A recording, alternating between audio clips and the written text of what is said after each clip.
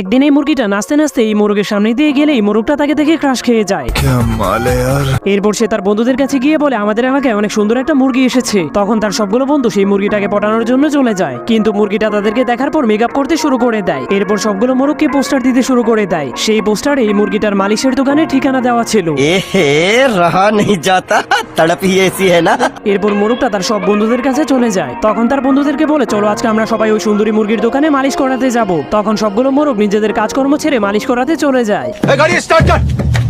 তখন তারা সবাই একসাথে সেই দোকানের মধ্যে ঢুকে যায়। আর এইদিকে এই মোরগটা অনেকদিন পর তাদের গ্রামে এসেছিল। তখন মোরগটা সবগুলো ঘরের মধ্যে উকি মেরে দেখতে পায় সেই ঘরের মধ্যে কেউই নেই। এই জন্য সে তার গ্রামের সবাইকে খুঁজতে শুরু করে দেয়। ঠিক তখনই সে একটা চিঠি দেখতে পায়। চিঠিতে লেখা ছিল গ্রামের সব মোরগেরা মালিশ করানোর জন্য গ্রাম ছেড়ে চলে গেছে। এই জন্য মোরগটা তাদেরকে খুঁজতে শুরু করে দেয়।